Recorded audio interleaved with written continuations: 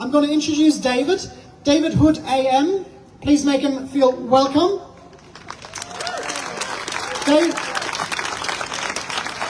David is not going to jump up here, but David is a resident of Taringa. He's here from Ryan and from the western suburbs. Oh, are you go? Oh, here we go. There we go. Yes. Hey! If anyone has lost their phone, we got it here at the front. It's a rose-colored phone. So just see some of the volunteers, please.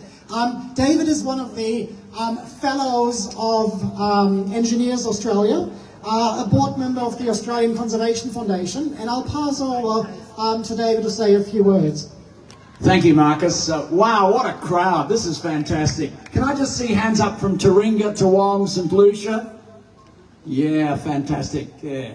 I bought in Waverley Road, Taringa, about 16 years ago, and the aircraft noise was tolerable. But since the new runway has been opened, every aircraft departing for the north, that's to Asia, Middle East, or anywhere, goes directly over Waverley Road. And so my peace of mind has been disturbed incredibly. And now we have 11:30, we've got those two A380s heading for Abu Dhabi and for Dubai. Heavy aircraft climbing at full power. And their noise at 11:30, 12 o'clock is intolerable, I've got to tell you. And what has Anastasia now done? She's approved a 2:30 a.m. flight to go to the Middle East. For a big heavy aircraft. Hey! Boom, boom, yeah. The other night I was peacefully doing some work on my computer and there was an incredible aircraft noise.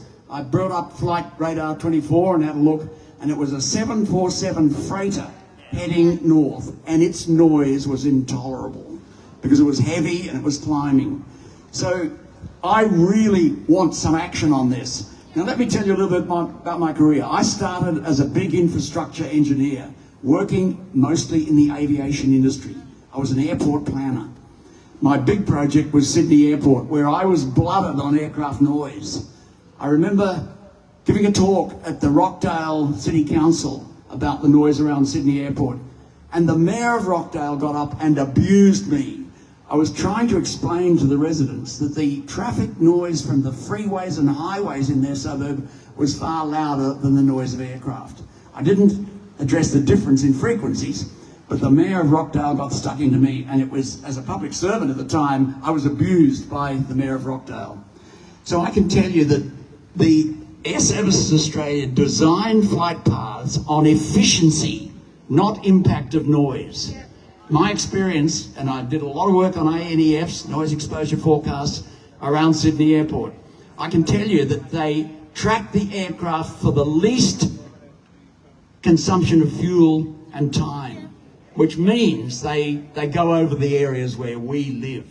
And it's appalling, so we've got to do something about it. I'm thrilled to see so many people here bringing this message to BAC and to Air Services Australia. It's fantastic. Just one little episode. I was involved in Sydney Airport for about 5 years as the Director of Planning and Development of the airport. And I remember I did a world tour looking at parallel runway operations. I actually got Wal Fife to announce the parallel runway way back in 1982 at Sydney Airport, which caused a great furore. Bob Hawke walked around the suburbs of Sydney and said, "Vote for us and we'll stop that runway." And so what happened? He was elected. And I was in Kim Beazley's office. He was the First Minister for Aviation in the Hawke government, and gave him a presentation on planning of Sydney Airport and where the runway was to go. And he said, "David, that's fantastic. We will build that runway, but not just yet." And of course, it was under the Labor Party government that they did approve the parallel runway at Sydney Airport. Not quite where I had planned to go. Just one little episode. The world tour I did on studying parallel runways, I was at Orange County Airport. And in the public areas of that airport, there was a big display which showed aircraft departing on a map, and then it had little indicators of the noise exposure as it went out over the suburbs.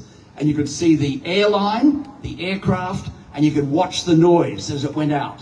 What they were doing was naming and shaming airlines for not having quiet aircraft. Now that was coming from the airport owner, Orange County. So why don't we do something similar here? No, because Brisbane Airport is a private enterprise owned by the superannuation. You probably all own Brisbane Airport if you've got superannuation.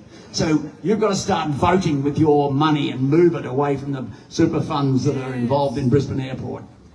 I won't say any more, but I'm just thrilled at what's happening here today, and we can get some activity and stop the noise over Taringa and Toowong and St Lucia.